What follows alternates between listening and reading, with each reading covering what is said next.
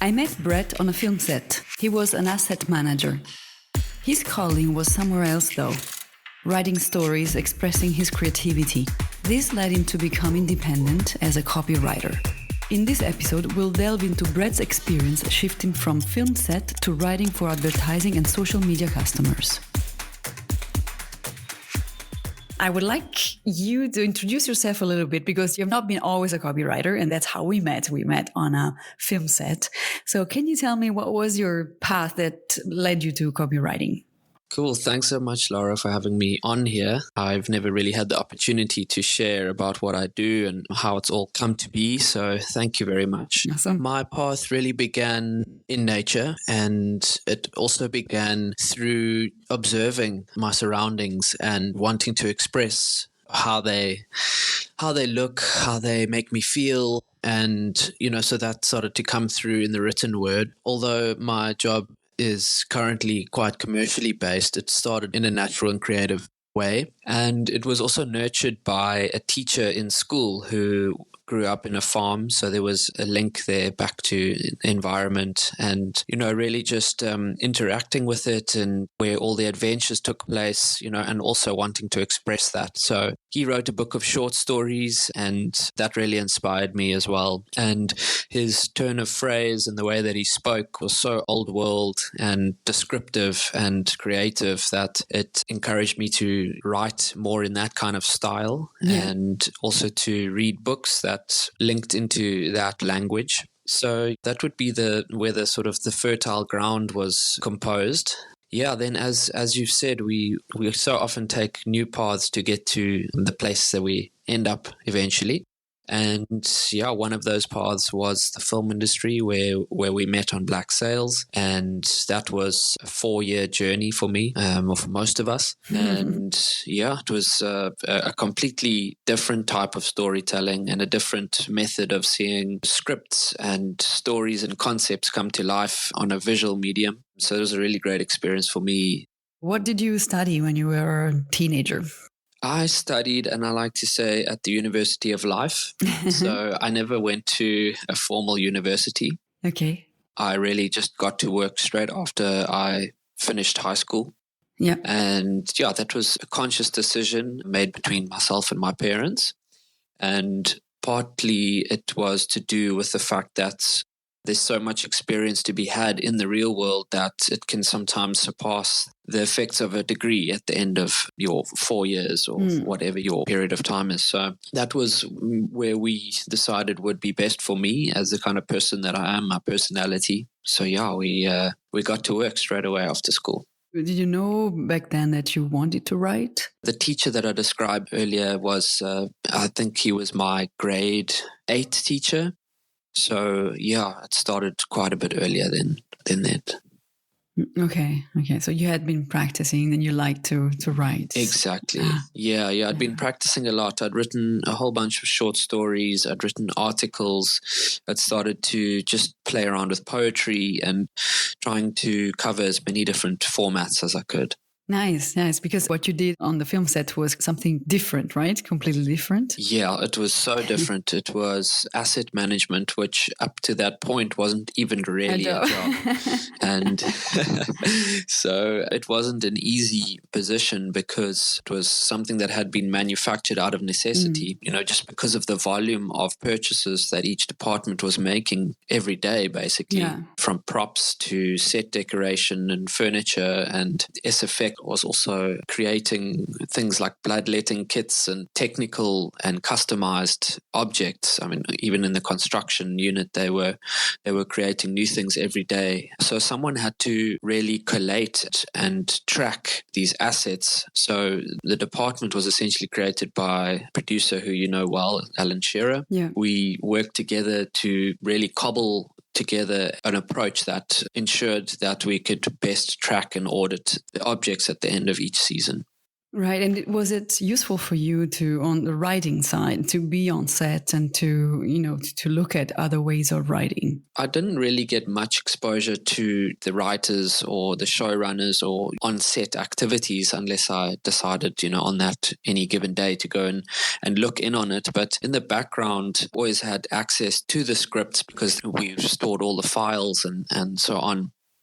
And, I did on occasion go through some of the episodes, and then when I later on watched them online, then you could just see the incredible skills needed to bring it through and all of the crazy background and technical capacity needed to make that happen.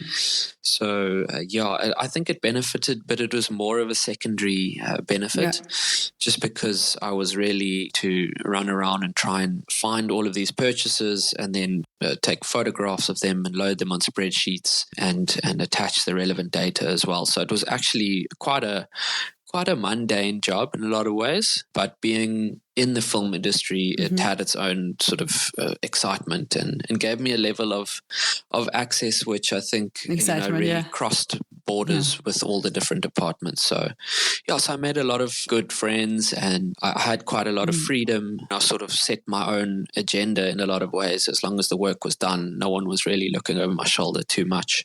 So, it was an interesting time. After you finished with Black Sails, what took you then to your present path? I took another detour after Black Sails. In fact, I started working for a vehicle salvage auction house. So I was asked to come on board as the branch manager for the Cape Town office.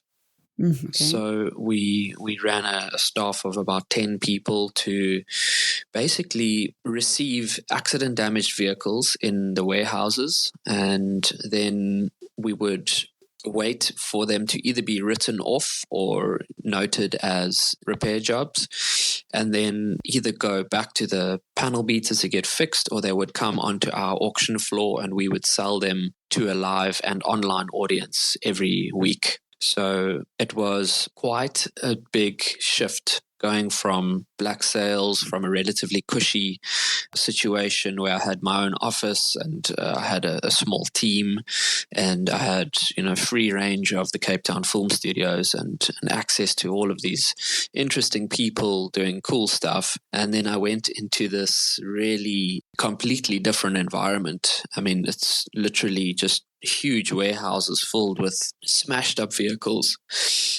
all of which have their own stories and, I carry their own energies, just being that vehicle accidents are never a pleasant thing. It was quite a wake-up call for me because I decided relatively soon into the position that it's really time for me to decide whether I'm going to work this way and do the 9 to 5 and take home the set salary and get a pension eventually and, really ultimately be unhappy or to follow finally through on this passion that I know burns so bright within me.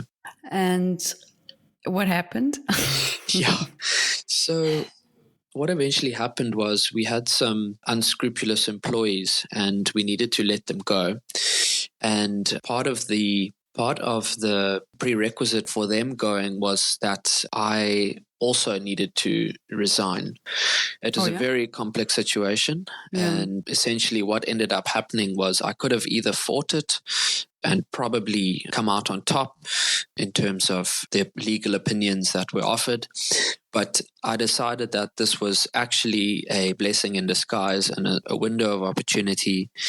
I decided to resign and begin offering my services. And that's when I started offering social media management and writing services. I really had no idea where I was starting. I just quite literally sat at my desk and put some plans in place. And then, the ball started rolling and I started to meet people who needed what I was offering.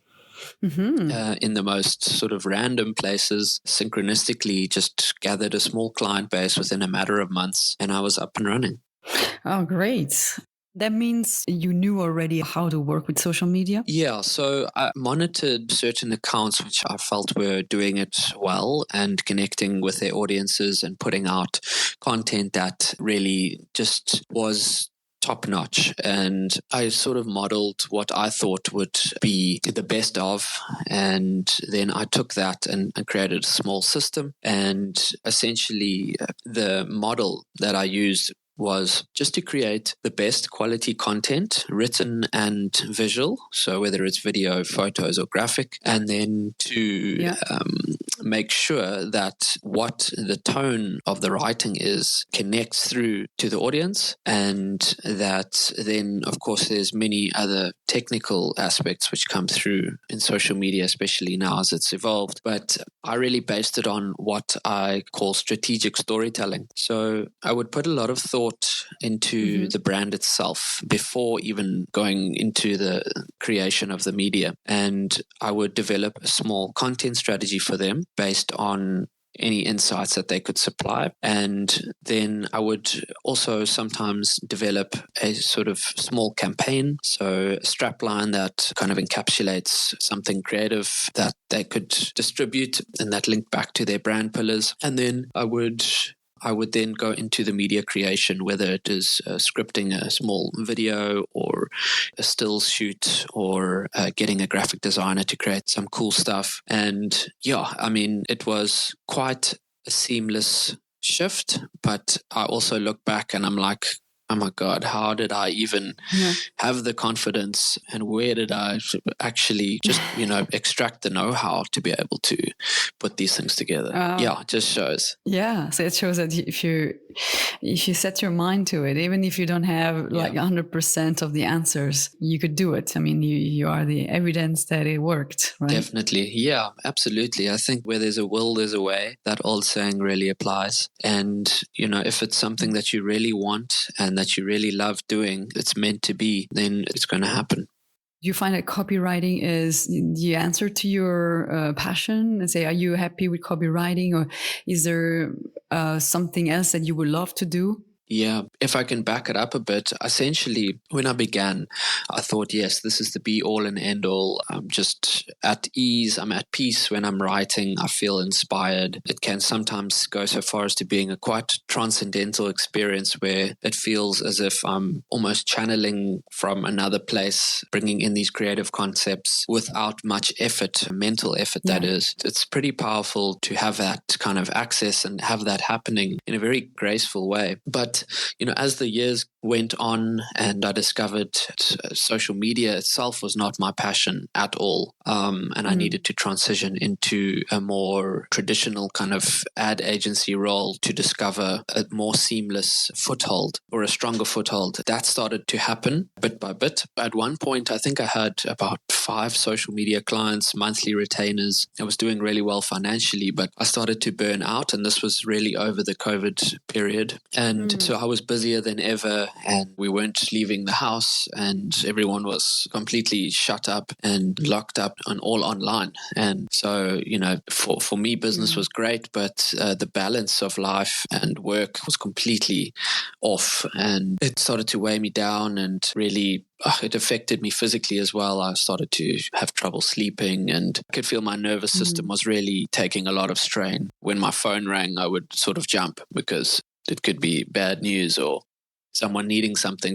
So I also realized then that whether it's your passion or not, you need to have a really fine balance and keep that balance, and also to do the parts of it that make you feel good. So social media just, it's a black hole for me. And I essentially have really tried to release all of my clients while establishing new relationships with a selection of local advertising agencies. And I'm happy to say that I'm at the point now where I have one more social media client left, and I work with 3 different ad agencies scattered around South Africa, and we do much more inspiring work. Super. Okay. That is a means to an end. And of course, it helps, like you say, to find the balance. Definitely. So as a copywriter for ads, can you just say a few words what it consists of? Yeah, definitely. Okay, so it's a selection of different things, but one of them would be brand strategy. So, for example, a new brand will come to us and, this is who we are, but we don't know how to creatively express this. We don't know what our logo is. We want to say this and do this and be this, but we don't know how to take it the next step. So we would then develop a creative strategy that essentially expresses their brand in colors, in logos, in language, in foundational brand pillars, and really create a footprint for them to work from. So that's one of the areas we focus on. Okay. So there's obviously a lot of writing involved in that to really define and express all of those aspects. And then we often do what are called through-the-line campaigns. So that might be a TV script, a radio script, could be in-store activation, out-of-home advertising like billboards and so on. And often, or 10 times out of 10, in fact, those will need a strong headline, sublines that really encapsulate the campaign, and they will need a presentation deck to be able to sell the concept to the client as well. So that's where I come in. We have a lot of fun with those. In fact, that's where I'm finding my most joy at the moment. And yeah, it's really wonderful to be able to work with big brands like Coca-Cola and Jameson's Whiskey, Toyota, so on. It's very gratifying to have a hand in, developing creative that actually goes out to a large number of people. So yeah, and then sometimes there's a small bit of social media aspect which needs to be included. But yeah, mainly I'd say it's brand strategy and ad campaign creative. There's more I want to ask Brett about his life. Time and a technological glitch compel us to postpone the rest of the interview to a later episode. Brett, I can't wait to follow your job tale later on in your life. Bye everyone and stay tuned.